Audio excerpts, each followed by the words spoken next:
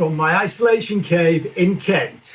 Welcome to the GCN. Welcome to the GCN show. Coming up, we reveal the brand new GCN kit from our brand new clothing partner. And I'm going to give the viewers a very quick clue on this one.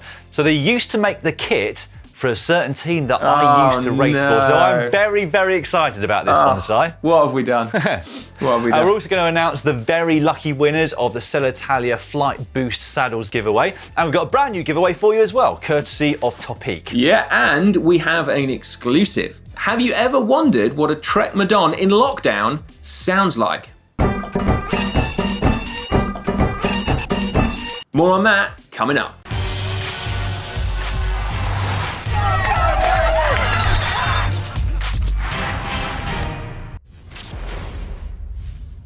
This week in the world of cycling, we learnt that veteran pro Dries Devenins of De Koning Quickstep is finally off his stabilisers.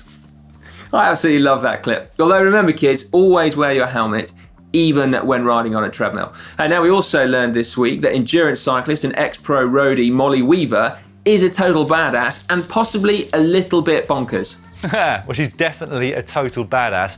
She set off for 130 kilometres at the weekend around her mum and dad's back garden, and all to raise money for Women's Aid. Yeah, here she is setting off for the first of those 1,300 laps. And what cracking timing, she tackled it on the first day of rain that we've had here in the UK for like 3 weeks. Yeah, I'll tell you what, I think her mum and dad are going to be very proud, but also very annoyed at how their lawn's going to look at the end of 1,300 laps. We also learned, thanks to science, just which the hardest Grand Tour is to win.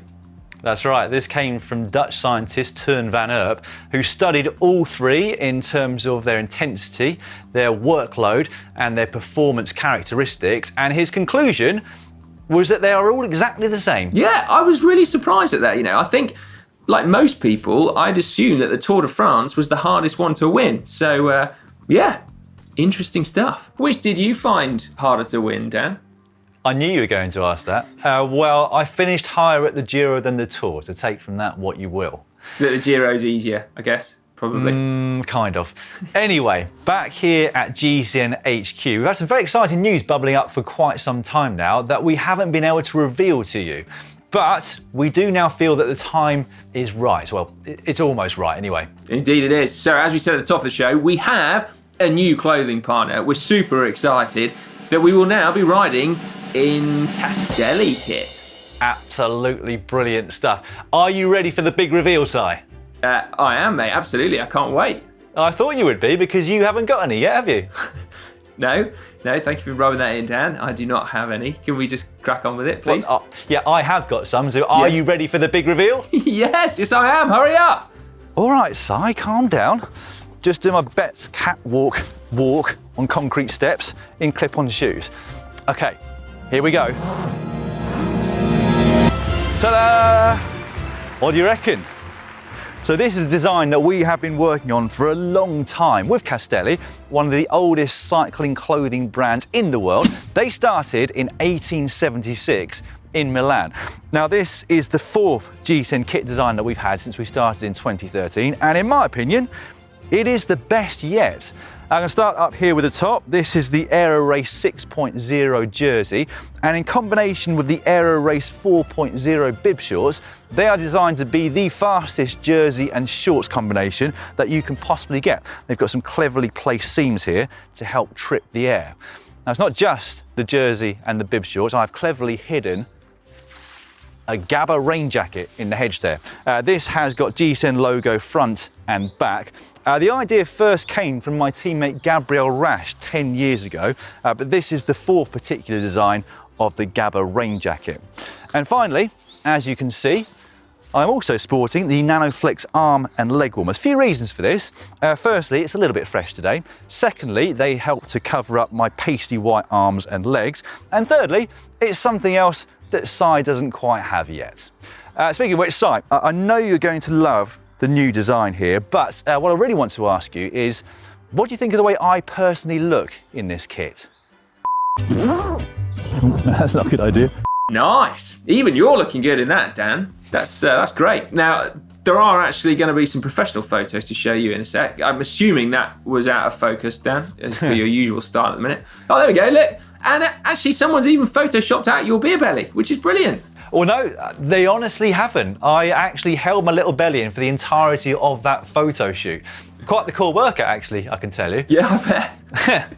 In all seriousness, though, we are absolutely delighted and very excited to be partnering up with Castelli. Now, they were the manufacturer who supplied Cervelo and also Garmin Cervelo. And I've got to tell you that other pro riders were very jealous at the time. We were the first pro team to have aerodynamic rain jackets. And in fact, many of those other pro riders wrote to Castelli requesting unbranded rain jackets for them to use in their own races. This feels like the tip of the iceberg in terms of new Cervelo test team stories, doesn't it? Now, speaking of jealous, I am, of course, very jealous that Dan has the new kit and I don't. But there is a good reason for that. Not just that Dan looks better in it than I do, but also the fact that Castelli, like many, many brands, particularly those based in Italy, have been hit with closures of factories and so forth due to COVID-19. But production is resuming, and so I hope very much that I can get my hands on some very soon. You will do indeed, Si.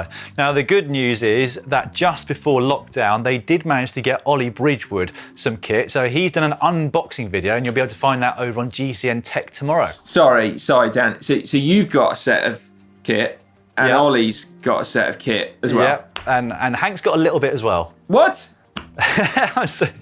I'm sorry.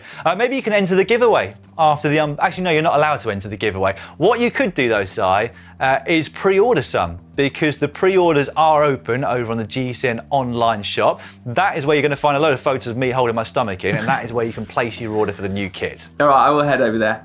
Just rest assured, viewers, that those photos of Dan will be replaced with pictures of Bernie Eisel wearing the new clothing, just as soon as we can get him some as well. Yeah, I'm sure they will be. Right, we would love to know your thoughts on the brand new GCN kit. We love it, of course. We had our hand in the design of the new kit. I love the look and the feel of it, and Si, well, you just love the look of it at the moment, don't you? Thank you, Dan, yeah. But we've got a poll open over on the GCN app right now.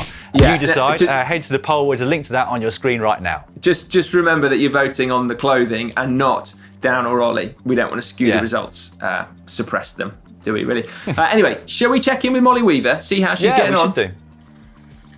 She's looking pretty good still, isn't she? Well, at least a lot better than that lawn is looking now. Yes, yeah, she's looking very strong indeed. Nice work. What's that, 400 laps in? Yep. Go, Molly! It is now time for your weekly GCN inspiration. This is where we choose 3 of our favourite photos or videos that you have submitted to the GCN app over the past week. And just as a quick reminder, given the current situation in the world, we are now accepting archive photos, so maybe from your last trip abroad. That's right.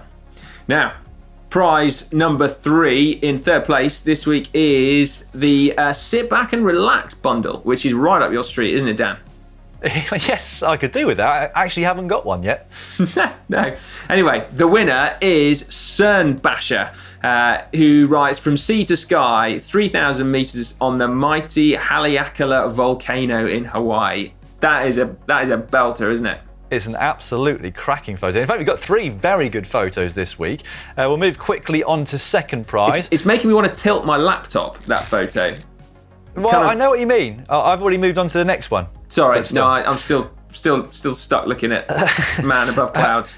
The second prize this week is your garden workout bundle, available in men's and women's. And that winner is Stephen Mr. Ross, who is self-isolating in the Cairngorms with spring on its way. So this presumably is one from the archive.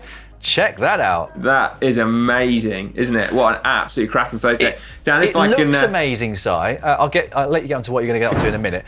It looks amazing, but that looks to me like a place that could be incredibly windy at times. It's quite open there, isn't it? And you don't know from the photo. It is indeed, yeah. Well, I think that's why it's so good, isn't it? Because you just know that on 350 days of the year, it's absolutely miserable up there. But I was going to say, it reminds me of my North Coast 500 trip last year, which was run off in similarly amazing conditions. It was just absolutely brilliant. You were very lucky for that one, weren't you? Right.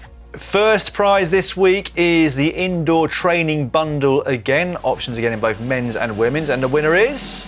El Biaro, a throwback to a beautiful early morning ride with a cracking sunrise in Canberra. These moments are what I miss most during lockdown restrictions. That is absolute belter. And can I just say, I have checked with our Photoshop guru just to see whether or not it was photoshopped. And he said, hard to tell from a small image, but he thinks it's all right. And so that's testament to how good the sunrise is, that it looks like it's completely fake.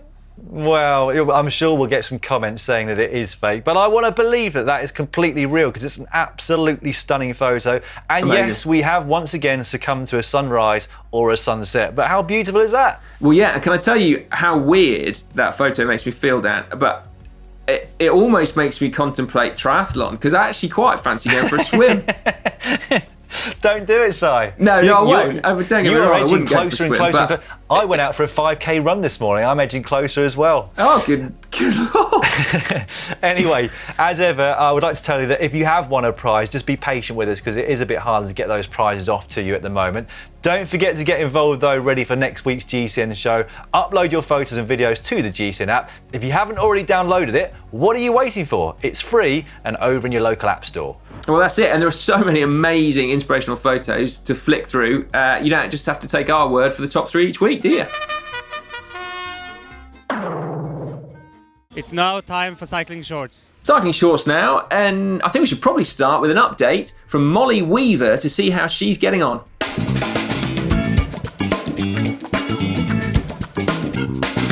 Yeah, well, she's still going. She is, yeah, brilliant. Only 480 laps to go as well. Right, now here is an interesting piece of research that we saw on the Cycling Science Twitter feed. Who are the most dangerous types of road users? Which seems like a very obvious question to ask, doesn't it? But apparently, not much research has been done on this particular subject until now, that is. We know who are the most at risk, but statistically, who is it that causes it? Well, Dan, interestingly, buses and lorries are statistically the worst, but motorbikes are really, really bad as well. And another interesting point is that vans aren't quite as bad as cars. And unsurprisingly, perhaps, bikes come out right at the bottom. It is very interesting, isn't it? And I really hope that this piece of research is used in policy making in the future because it does seem like an ideal way to make your transport planning, really, doesn't it? Yeah. Now, talking of research, we are actually conducting our own research here at GCN at the moment, specifically about bike riding during the coronavirus lockdown. So if you've got a bit of time and you're willing, you can head to the link in the description below and help us out with that. Yes, please do. Right, should we catch up with some cycling coronavirus heroes briefly? Yeah, let's do it. Yeah, so Bicycle Couriers Milan, UBM, have been out throughout the whole of the outbreak in Italy, delivering essentials around the city of Milan. And then Biking for Good in Glasgow have also been doing some cracking stuff. They have been using e-cargo bikes to deliver food and medicine to vulnerable people up there all over the Glasgow city. We should also probably give a shout out to Tour de France winner Geraint Thomas, who spent 36 hours in 3 days on his indoor trainer in his garage, mimicking the shift patterns of healthcare workers here in the UK, and raising money and awareness for them. He's quickly closing in on £400,000 raised, I think, as well, as we record this. Amazing. We're going to move on to a little bit of tech news now. And over in Italy, Sellitalia have recently launched the latest models of their flight saddles. Yeah, can you imagine that the original is 30 years old now? I think I first remember it 27 years ago. And I've been trying to think, I'm pretty sure I bought my first one 24 years ago. And I'm pleased to say, actually, that this new version has loads of the kind of design cues of the original still present in it. I think it looks great. I also bought a couple around 25 years ago. I had the Flight Titanium and then the Flight Titanium Trans Out, which was a cutaway in the corners. Remember that? Cutaway, yeah. Saved 30 grams, didn't you, mate? Yeah, something like that. Anyway, the new models are called the Flight Boost. So they are a bit shorter front to back. They're available in 2 widths and there's also a cutaway down the middle of the saddle. That's right. Now, you'll be pleased to hear that there is still a titanium railed version on offer, but the lightest is the Kit Carbonio Flow, which comes in at 170 grams, which is pretty nuts. If you want a bit more information on them, you can watch the unboxing video that Dan filmed that's over on the Tech channel now. Right, speaking of that unboxing, we can now reveal the 5 lucky winners of the Flight Boost saddles. So, in no particular order, drum roll please, Si. Hang on a minute, I haven't got anything to drum on. Oh, that's pretty good. You used the thigh by the sounds of that. My knees, yeah. Right, in no particular order, Patrick Hudson over in Canada, Ahmet Tuzul in Turkey, another winner from Turkey in fact, Mehmet Nichati, from Germany, Michael Thurman, and finally, from New Zealand, Martin Wheeler. Hanging all the Martins out there for a minute. Yeah, congratulations to all of you. We will be in touch, and also we will get your new saddles in the post to you. Although, again, usual caveats apply at the moment, given that, well, what's going on. Have a little patience. Yeah. Right, at the beginning of the show, we also mentioned there's a brand new giveaway this week on the show, courtesy of our partners Topique. Si is not only jealous of the fact that I've got my new Castelli kit here, he's also jealous that I got to get outside to film a piece of today's show. So here he is, outside, with all the details on the new giveaway. That's right. I got sent 3 track pumps and you're going to have to wrestle them out of my arms.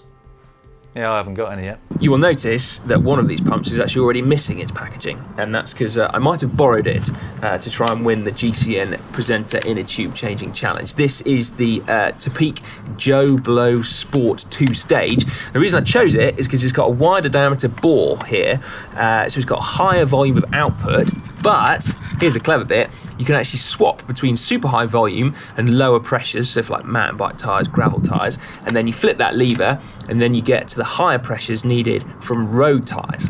So it was absolutely perfect for what I needed. Fortunately, I just didn't actually change the tyre quick enough. Anyway, enough about that. We also have these 2 pumps to give away as well. Super bells and whistles. So this is the Joe Blow Pro Digital. As you can see, it's got a digital gauge on there, accurate to plus or minus 1 psi, and it will inflate your tyres, should you wish, to 200 psi. So perfect for track riders out there looking to whack as much pressure as possible into your tubulars. Then we've also got this one as well, which is the sport version. So it will only inflate your tyres to 160 psi, which seems like more than plenty. And both of them have the digital gauge on them as well. By the way, that is still up for grabs. I'll let you have a brand new one, okay? If you want to enter the competition, and I suggest that you probably will, then click on the link in the description beneath the video. Hack / Bodge of the week right now. Don't forget to get involved ready for next week's show. Firstly, you can vote on the hacks and bodges that we've got over on the GCN app, but if you've got any of your own at home, you can upload them to the GCN app as well for future weeks.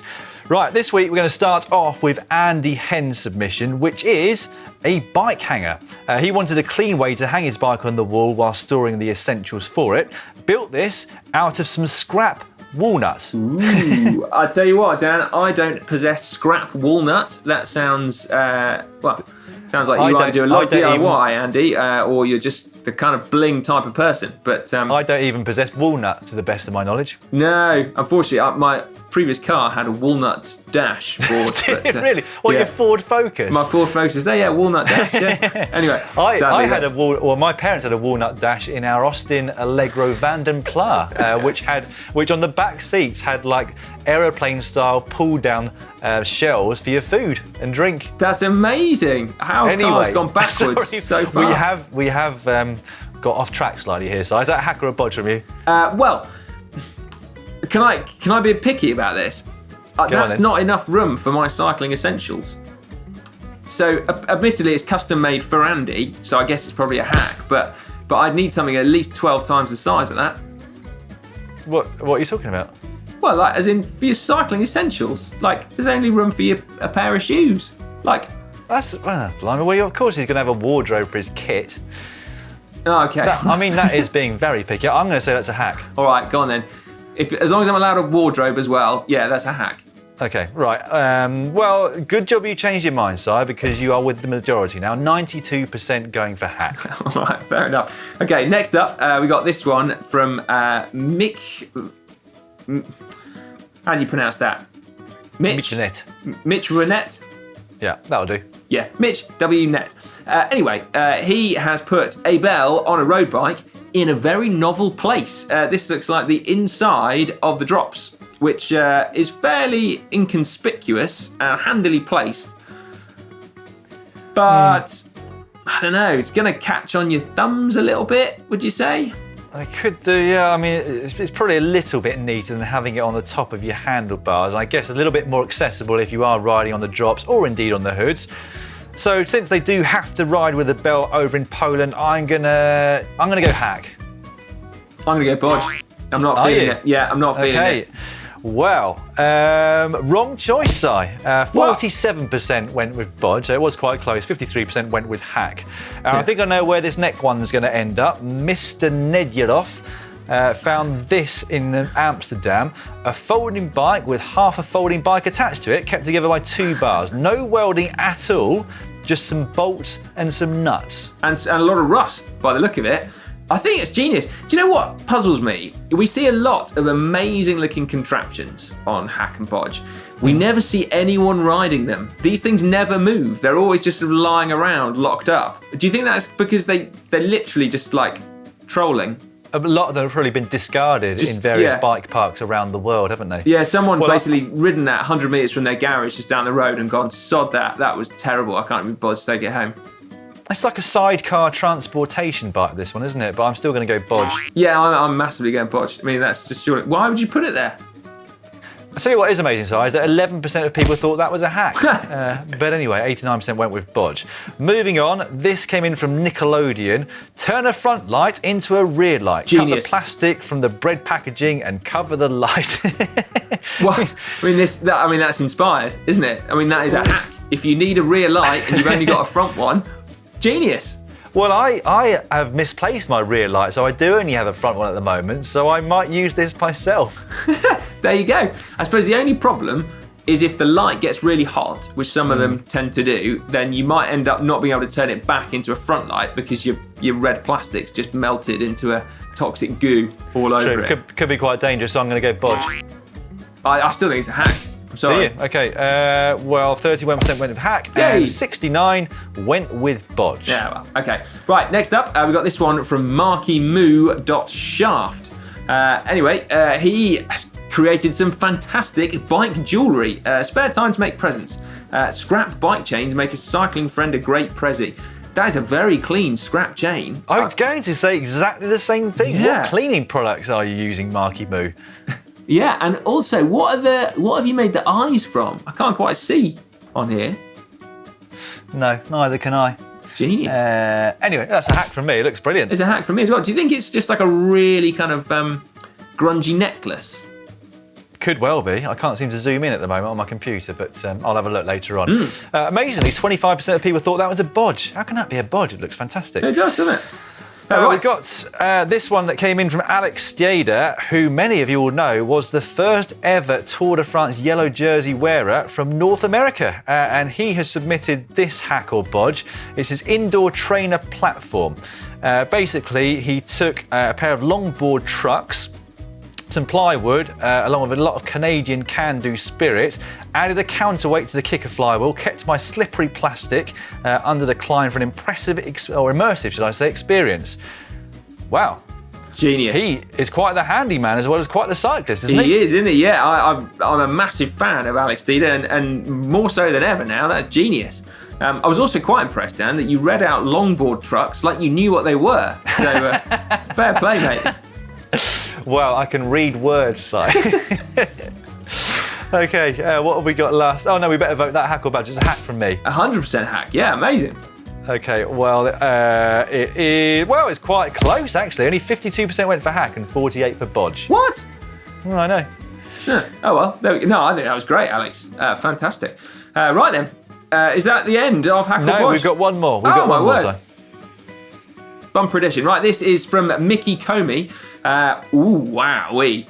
DIY, self-isolation, direct drive rollers. Move over, Connor Dunn, with your rubbish wooden rollers. This is how you do it. Look at that bit of kit. Unbelievable, Dan. That is quite the contraption there, isn't it? So he didn't have any cycle trainers all over the country, so he built his own. Had to strip down a very old and not very working cyclette who belonged to his granddad, adapted some new and old drivetrain components, and now the job is done. Wow. That's and there we pretty can cool, see it isn't in full action as well. Well, that's definitely a hack from me. I tell you what, imagine if he can turn that into a smart trainer. Oh yeah, that's your challenge now.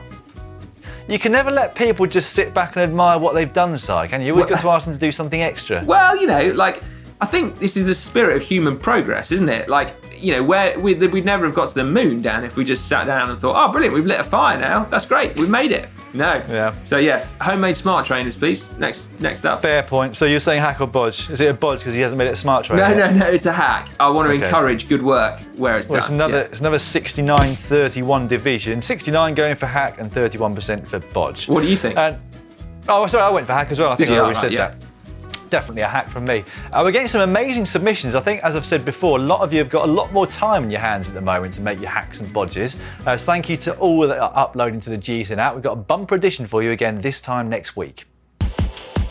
It's time now for Caption Competition, that part of the show where you get a chance to get your hands on a GCN Elite water bottle. Dan, I have a red one. No, I don't. I've got a black one. Why am I saying red? It's got a red top to it. I've got a red one. Okay. And last week I was told that it was held up out of focus or perhaps even out of frame. So I've made sure I've held it up to the camera properly today. Good stuff, mate. Good stuff. All right. Well, anyway, let's crack on with the results of last week, shall we? The winner of that Elite water bottle is FIFO SP, who captioned that picture of Cancellara with, thank God they didn't Cancellara that edition of Paris-Roubaix.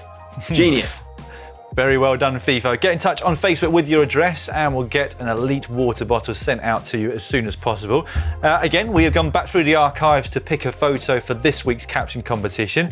And I've gone back to the 2017 Cadel Evans Great Ocean Road Race featuring our very own Connor Dunn.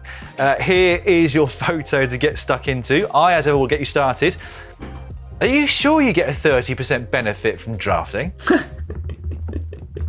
It's funny thinking that Connor basically just rode on the front in every race, didn't he? Yeah. No matter Your where turn. he was. No, what do you mean my turn? I've already been doing a turn. Genius. Absolutely genius. Right, yeah, if you think you can beat Dan's caption, and actually that was a good one, Dan. I'm not just being nice because you're a long way away, but you know, that was quite a solid effort. No, cheers, mate. You got over the whole kit thing now then? No, I hadn't. Well, I mean, I'd forgotten, and now you just reopen that wound. That's not a good idea. We have been scouring through the comments underneath the previous week's worth of videos, but before we get on to our favourites, we are going to check back in with Molly Weaver. Fair play, Molly. Just hammering those laps in. It's a lot of laps, isn't it? 1,300 when you really start thinking about it. Yeah, you can tell from the graphs that she's done a lot of laps. That's a genuine effort, isn't it? Yeah, well, it should be recovered by this time next year, you'd have thought. Yeah. Right, the first comment we picked out came under the Tino Hincapie video, I should specify, which came out the weekend here on GCN. It came in from Shotter. Lovely video. Don't know what kind of interpretation they had between them, but it's great to see two bike fans talking two languages and still understanding each other and seemingly enjoying each other's company. Great video. Yeah, thanks. And tell you what, it was amazing, genuinely, to meet Tino. But I will have to let you in on something, and that is that when we sent the video for proper translation, our mate Harry that was doing it couldn't stop laughing at the amount of times I completely actually misunderstood what Tino was saying. So although we had an amazing time, apparently a lot of the time I just took the conversation off at a complete tangent with my terrible Spanish. Oh dear. Oh well, at least you tried, so. Well, exactly, yes, I did try. Right, under Where Are They Now, Ivan Brewer said, this guy, Connor, could develop into a real slapstick comedy artist with his lengthy limbs and dry, understated narrating humour. Keep it up. Brackets Ministry of Silly Cycling. So yeah, there is something Python-esque about Connor, isn't there? Really? He could well win the Python. caption competition if he gets involved, couldn't he? Yeah, good point. He also actually was the voice behind How to Climb Like Nairo Quintana. Luca Bonato wrote in though to say, how to climb like Quintana? Looking 40s when you're in your 20s. Which obviously, Si, I was thinking about this, it cuts me out because I look in my 20s when I'm almost in my 40s. You took the words out of my mouth then. I was going to say How to Climb Like Daniel Lloyd has exactly the same thing. Anyway, for products under $10, G-Raff, see what you did there, said most hairbrushes are under £10. Just a thought, Ollie. Yeah. Was a bit messy, wasn't it, his hair during that video A compared to little his normal bit, yeah. standards? Isolation. He was probably wearing tracksuit trousers as well. Yeah, I've made an effort. You haven't remarked, Si. Compared to last week where I had a cap on, I've been at the blow dryer and hair gel again this week. That is true, mate, and you are looking fly. Cheers, I think. mate. Yeah. And finally, in the comments, it is David Barndollar underneath last week's GCN show. Just bought a pair of white cycling shorts at a massive discount for use exclusively on the indoor trainer. No one has to look at them, so why not save a few bucks? Got a good point. Can't fault that logic, David, but a warning, there will be a day when you've run out of normal cycling shorts and you want to ride outside and you just think, stuff it, how bad could it be riding in white bib shorts? And you will go outside wearing them. I promise it will happen. And somebody will take a photo and it could be the beginning of cycling shorts for the next 7 years. Oh my word. Right, on the channel this next week, starting with Wednesday, we are going to show you how to sprint like Caleb Ewan. On Thursday, we have got the top 10 most iconic haircuts in the world of cycling. I wonder where I'm going to fit in the top 10 with that one, Si. On Friday, I didn't mean to laugh too hard. It was quite a genuine laugh for once. It was, yeah. And then on Friday, we are going to check back in with you, Si, to find out how the isolation challenge is going. Oof, yeah. I'm enjoying it. I'm very much enjoying it, actually.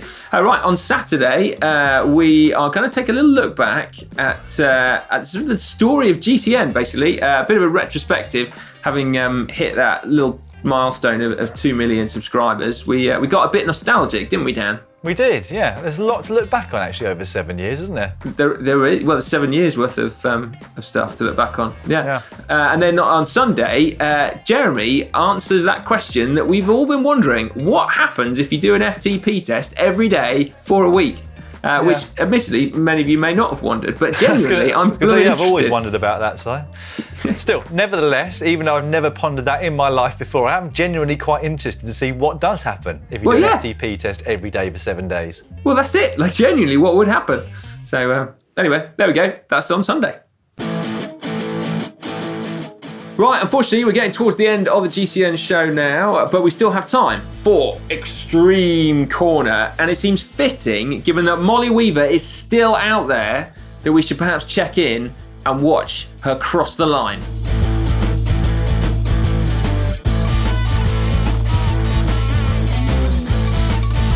Should we give a round of applause, Si? Yeah, go on then, mate. Yeah. I think a well-deserved round of applause. Seriously impressive stuff. 1,300 laps, even if something half that length is going to be incredibly hard to do, isn't it? But 130 kilometres in your mum and dad's back garden is mightily impressive stuff. And in doing so, at last check, she had raised over £12,000 for Women's Aid. I'm sure she would love more donations than that, so you can get to their page in the description just down below this video. Yeah, that really is a remarkable achievement, isn't it? Genius. Yeah, shame she didn't have a massive crowd out for the end, but then I suppose that would kind of spoil the whole social isolation thing, wouldn't it? But but there we go. Yeah, a little bit like all the Brits applauding on Westminster Bridge, very close to each other the other day. Right then, Dan, I shall bid you farewell, and I shall bid you, the viewers, farewell as well. Yeah, hope you've enjoyed the show. If you have, give it a like just down below.